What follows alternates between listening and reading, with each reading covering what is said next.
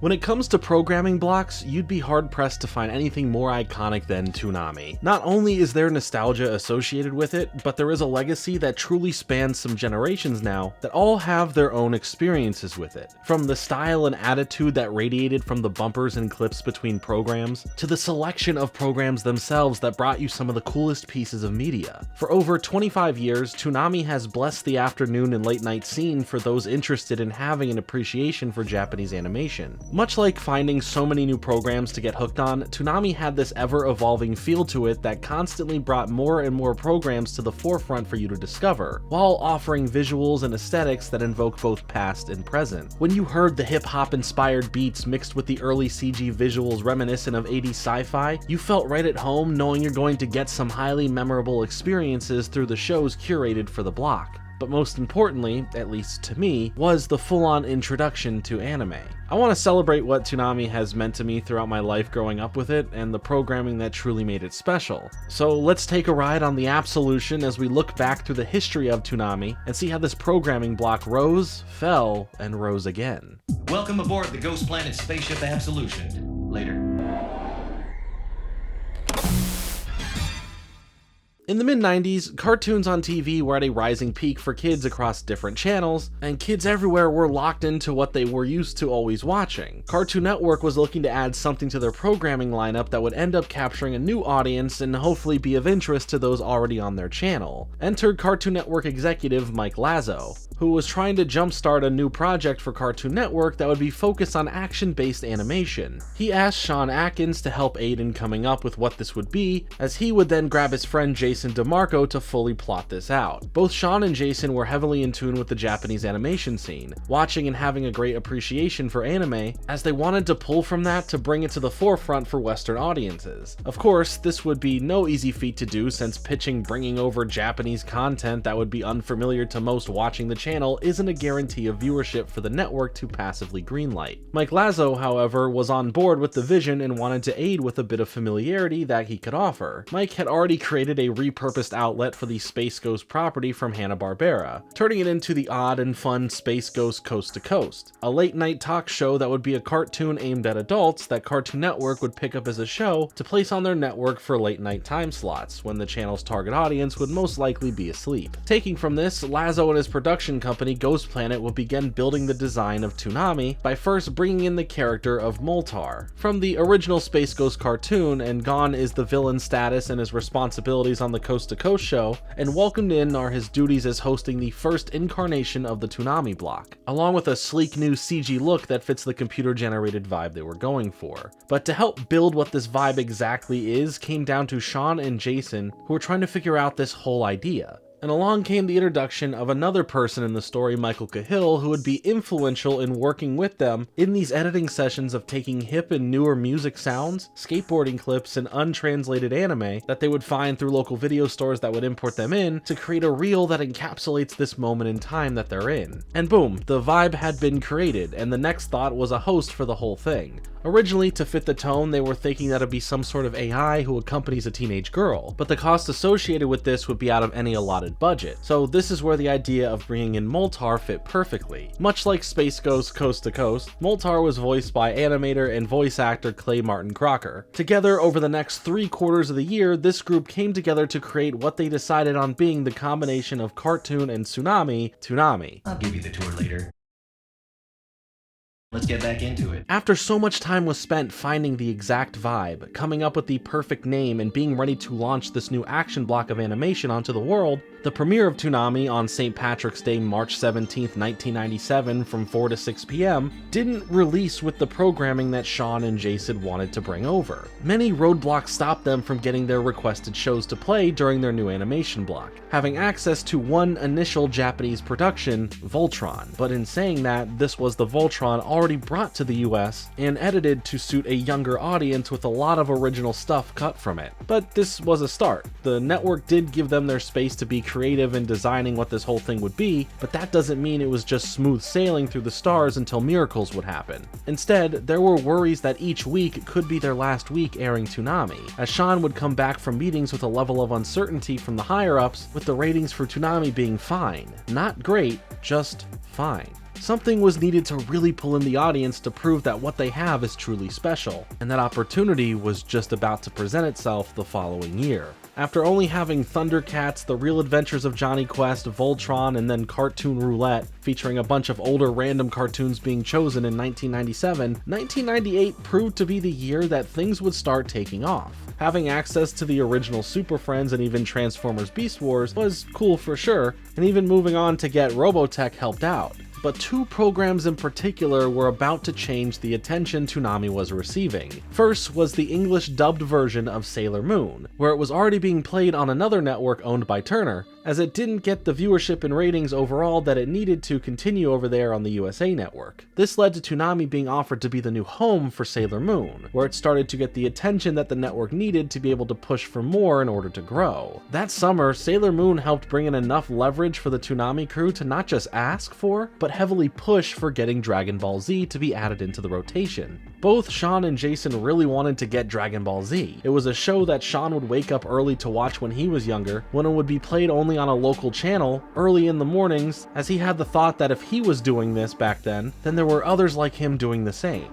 If they were able to make it more accessible for a Western audience to watch Dragon Ball Z, and play it at a time slot in the mid-afternoon on a highly watched network, as opposed to a random early morning time slot on a local channel, this would be huge. And they were right. This was huge, as in 1998, Japanese properties and Japanese animation were making their way over to the States, and kids as well as young adults were eating it up. The ratings would continue to go up and more people would be tuning into Toonami for a dose of action and, more importantly, a dose of anime.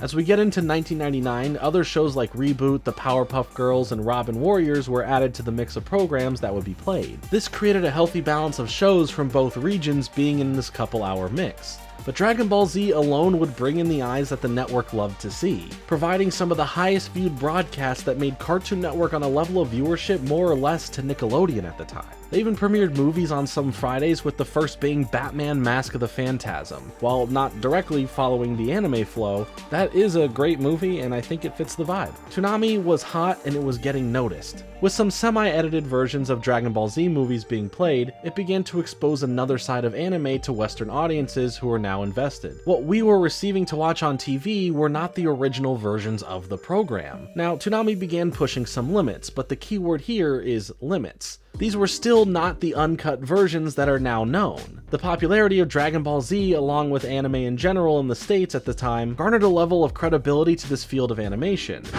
Only Toonami. But now it's nearly the end of the decade, and in July of 1999, Toonami had a bit of a revamp, sunsetting Moltar and introducing a little robot fella named Tom, who was now voiced by Sonny Strait. Along with this, the setting of Toonami was now aboard this spacecraft called the Absolution, as the new host welcomed Toonami fans in with a brief introduction, calling this the brand new Toonami, but with the mission of staying the same with what to expect. Tom was there to usher us into the new millennium right around the corner, promising the same shows you already like and the same attitude to go along with it. Sean and Jason were beginning to both enjoy the success of their programming block, but also deal with the more forceful oversight from their higher-ups. Sure, companies like Bandai would hit them up looking to bring a new version of Gundam stateside, hoping that Toonami is the perfect place to springboard the program to fans, and that's great. But with this much attention, they would be forced to show certain other programs because while they may run Toonami, they don't own it. None of this was remotely bad enough in their back and forths to cause a rift, thankfully, and something great did happen, and that was the introduction of Midnight Run, which would play more uncensored and uncut versions of anime, making it a good alternative to still deliver the goods that people wanted in both formats. Toonami was being viewed as the spot to connect yourself for celebrating other forms of animation, but through multiple mediums, as they would even get the chance to work with Gorillaz and Daft Punk for their animated music videos, which clearly fit right in and played into the perfect midnight vibe run. Daft Punk even brought some of their music videos to premiere first on Toonami, and soon after, Gorillaz did the same thing. Today, both those names in music are extremely well known and largely celebrated, but back then, those levels of fame weren't there, and they saw Toonami as the direct place to help push their music and music videos out to a wider audience. This led to Toonami taking 1 hour of their Midnight Run block to be focused on introducing music in a way that wouldn't interfere with what their usual broadcasts would be, and keep the network happy since it wouldn't affect their ratings directly, being at the time that these would be shown. This was influential in the way that people would be discovering discovering music at the time and for a generation now growing up with the curations of art found through Toonami. There were people finding their own new tastes from it. Toonami was quickly becoming known as the tastemakers of the turn of the century. As we enter into the year 2000, the explosion of the brand would continue further. While you had stuff like Batman the Animated Series and Superman the Animated Series getting some love during the block, the explosion of anime was more prevalent than ever. G-Force Guardians of Space, a few Tenchi series, Blue Submarine No. 6, and Mobile Suit Gundam Wing would all join in on the broadcast slate. To upgrade the brand further, we got to experience the first ever TIE, or Total Immersion event, which would only focus on Tom and subsequently Sarah, voiced by Sally Timms, who was brought into the series during this first event here as this AI companion for Tom. You know what? Come with me. The first event premiered on September 18th, 2000, and was known as The Intruder, and snippets of the story aired throughout the week during the broadcast until the 22nd, where the finale to this TIE came to a close. Each part of the Intruder story ended with a password to play a flash game on the Toonami website, where you would try and save these other robots as well as yourself from being eaten by this intruder. Throughout the shorts, Tom and Sarah find themselves dealing with this mysterious intruder, having interactions with it, trying to stop it from eating up everything and destroying the ship. In part 4, we end on Tom screaming in pain while being consumed by this hungry blob, leading to the reveal in part 5 that Tom actually dies and Sarah downloads him and places his data into a new, sleeker body called Tom 2. This taller Tom was now voiced by the iconic voice you may remember Tom for the most, Steve Bloom. To add on to this event and get more crowd participation for those engaged with Toonami, there was a phone number listed on the next broadcast to vote for which new engine Tom 2 should get for their ship repairs, and a little over a month later, that decision was showcased, and a few weeks after that, the repairs were done, leaving a little piece of the intruder floating by as it says, "The end?" with a question mark.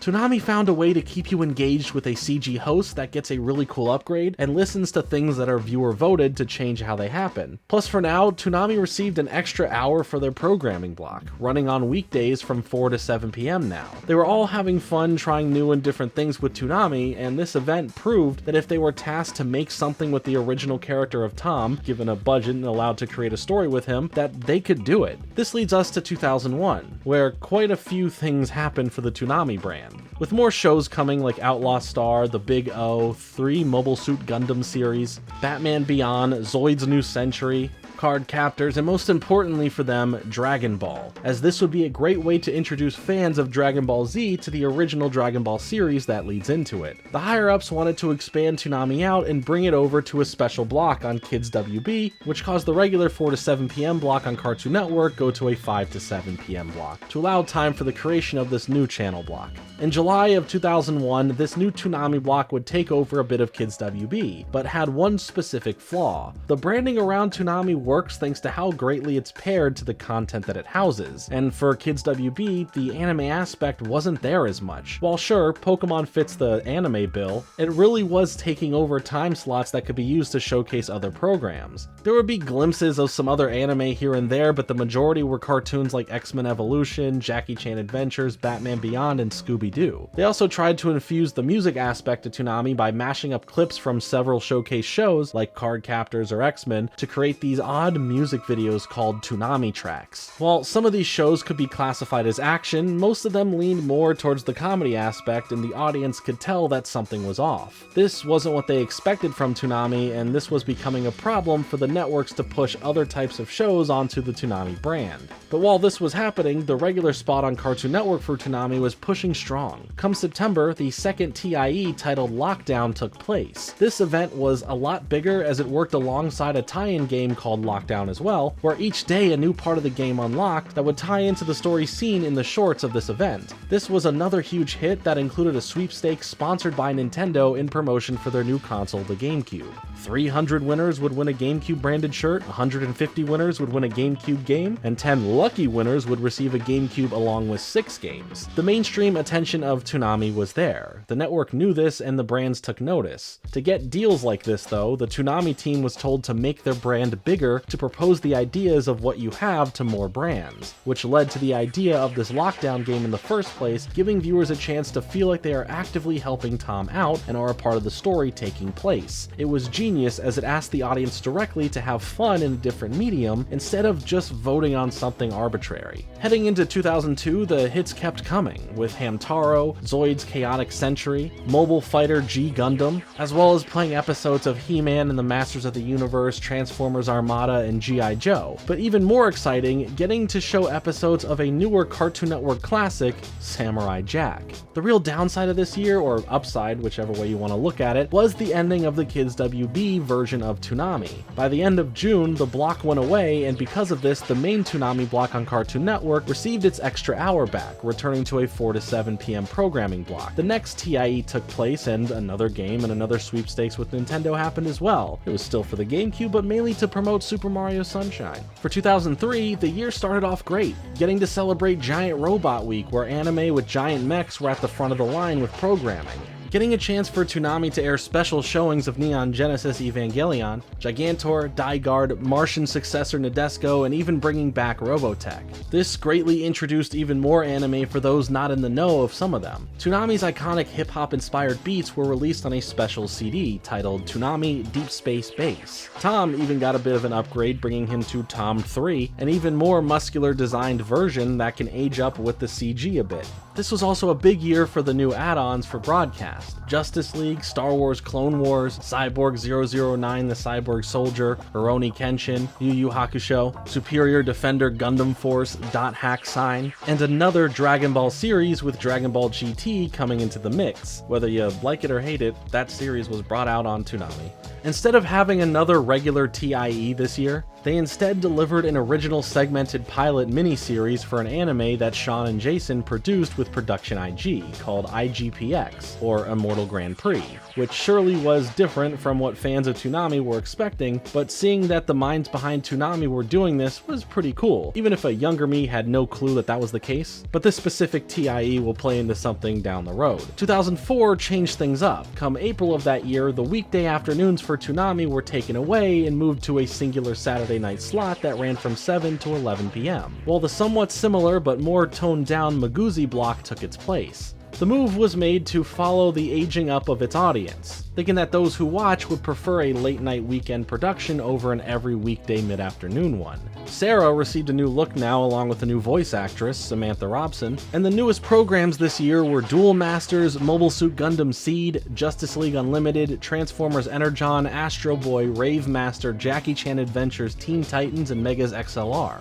Over the next couple years, things were pretty much the same, having this special dedicated weekend block and adding plenty of new shows as 2005 brought us Dice, The Batman, the uncut version of Dragon Ball Z, Transformers Cybertron, Yu-Gi-Oh!, Zatch Bell, One Piece, Naruto, Bobobo, and the full version of IGPX after it was teased with that micro series back in 2003. So a nice offering of some well-known properties and helping start off a lot of kids in America's obsession with Naruto headbands. But also getting to see the uncut version of Dragon Ball Z was a big deal. Cartoon Network allowed it thanks to its newer later runtime. 2006 brought us Woolen Warriors, The Prince of Tennis, Fantastic Four, World's Greatest Superheroes, Mar, Yu-Gi-Oh! GX, and both Pokemon Battle Frontier and Pokemon Chronicles. It wasn't until 2007 where things became interesting enough to bring up, as this would be the 10-year anniversary of Toonami starting. It was hyped up, and when the date came around to celebrate it, we were introduced to Tom 4, bringing along two other main robots hanging out with him, Flash, voiced by Dave Wittenberg, and D, voiced by Tom Kenny. The year didn't add much new to its already solid rotation of animation, only adding in Mega Man Star Force and Stormhawks, but the future seemed pretty great for the programming block.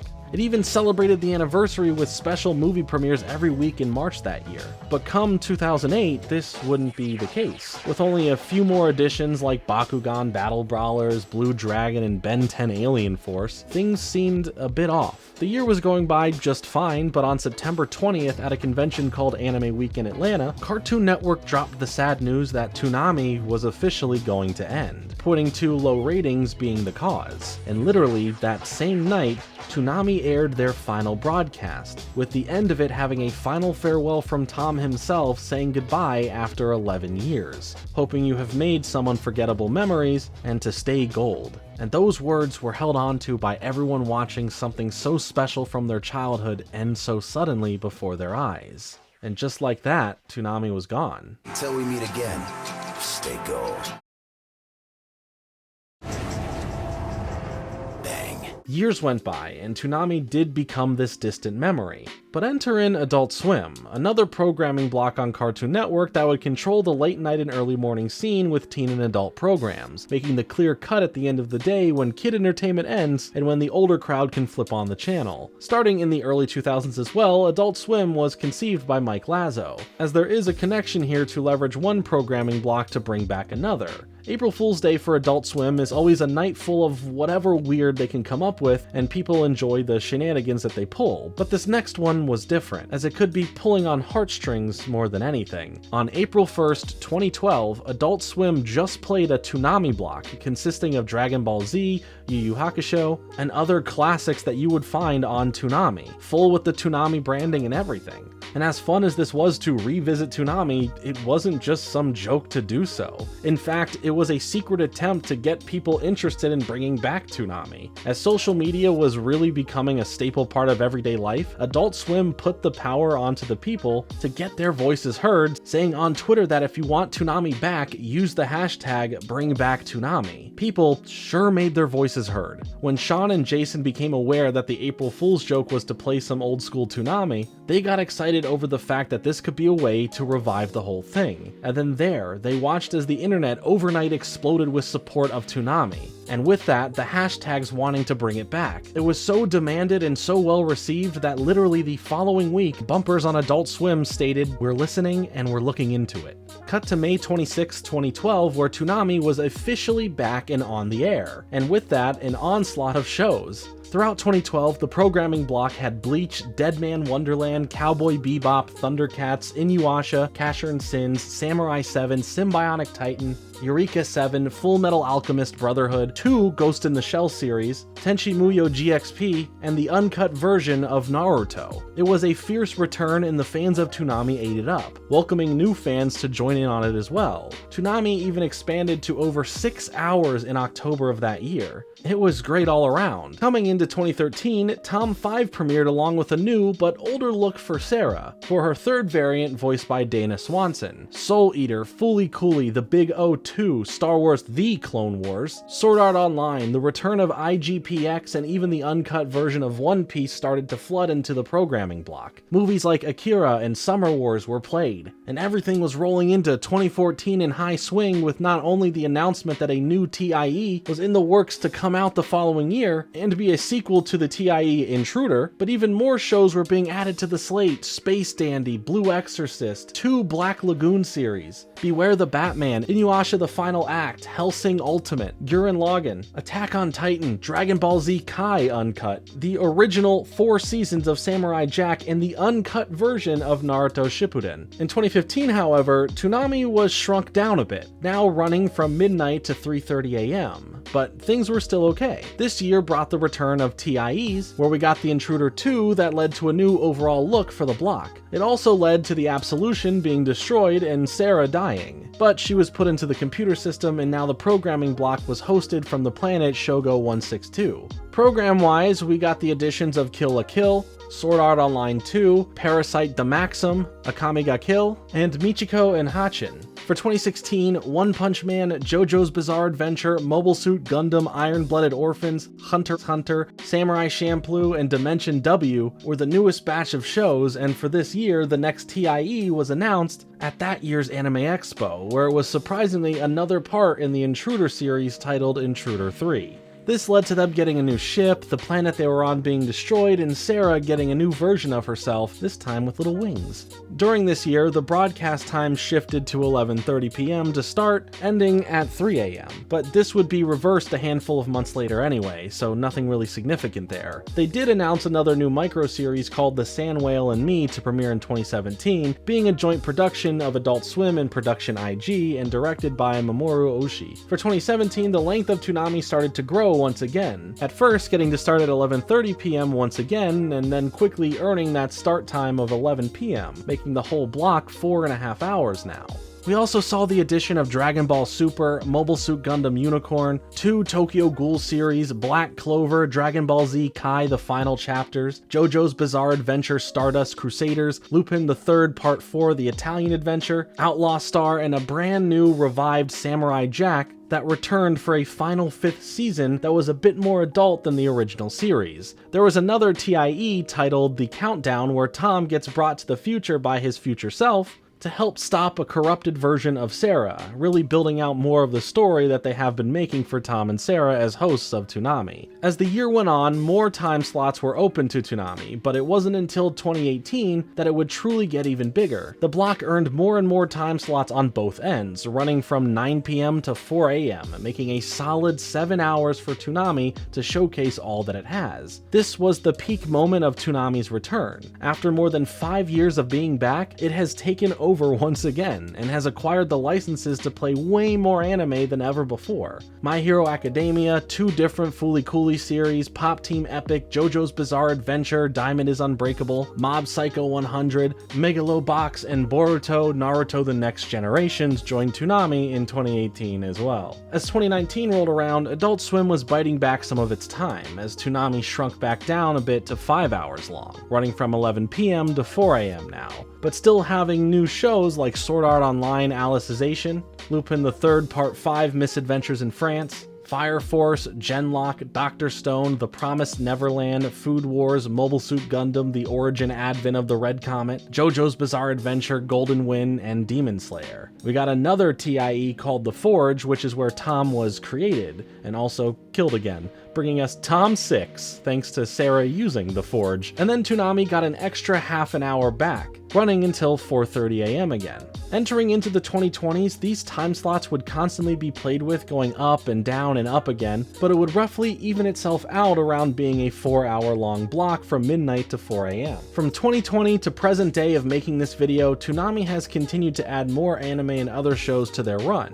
and things in general have been running as good as they always have. While there wasn't a TIE in 2020, 2021 had the next TIE titled Cosmo Samurai, and was advertised as a non-canonical event that featured the Toonami characters, and it was done in a full traditional anime style. This carried on for the 2022 TIE that had Cosmo Samurai 2, but right after that ended, the following weeks would air another TIE, this time titled The Return. This one was canonical and had Tom trying to come to terms with there being many Toms that exist. When a ghost from the past arrives, being the original Absolution spaceship that we know is being destroyed, as we see the original Sarah AI from 19 years ago glitched onto the screen, as the ship then gets shown to actually be from 250 years in the future, having more powerful capabilities to intergalactically travel, donning the new name of the GPS Absolution Mark 14, as we continue the Toonami broadcasts as usual. As of 2023, Toonami is still running stronger than ever, having new anime and other shows premiering all the time and just celebrating all that makes Toonami special. Over the years since its comeback, Toonami has been the main hub that is accessible to so many for new and old anime to be presented. It's not just the classics it embraces, but all the new stuff as well, which to some can feel like it takes away the nostalgia factor of it, but to others, this is their first exposure to a lot of this anime, much like it was to me and to a lot of you back in the day during Toonami's original run. And I think that feeling and those moments are special. Currently, Toonami still runs on Saturday nights from midnight to 4 a.m., offering an ever-growing lineup of new and classic anime plus a whole lot more. It really is amazing to see quite the comeback for a programming block that originally was just meant to end and be a thing of the past. But through an April Fool's joke that really wasn't a joke, the fans made it possible for the network to actually listen and bring back Toonami, with more support than it ever received initially. It wasn't just the programs it played, it wasn't just the vibe that the host segments created. It was the all-around encompassing of different forms of media for you to discover. Sure, there was anime, which is a big part of it, but the music created for the show, along with the music played during the music video segments, really helped shape some new discovery within the various sounds out there. The video game reviews that would happen gave you your own little slice of G4 here, getting to see a showcase of many different video games and their reviews of them, mainly put together by Jason himself, and there was always some sort of sweepstakes going on to take place in, and it felt that Toonami Toonami was there for one thing and one thing only: you, the viewer, to have an experience, discovering new things to love and build lifelong memories from. Whether you first discovered Toonami during its original run, or found yourself getting into it because of its return, the same universal feelings of it can be shared by us all. Toonami was a crucial part of my childhood, and I thank it for introducing me to so much, from anime to some music, and even a few video games. I would love to know your experiences with Toonami as well. When did you discover it, and what did you discover from it? Tell me in the comments. As always, I've been Jordan Fringe. Thanks so much for watching. Like and subscribe. Later.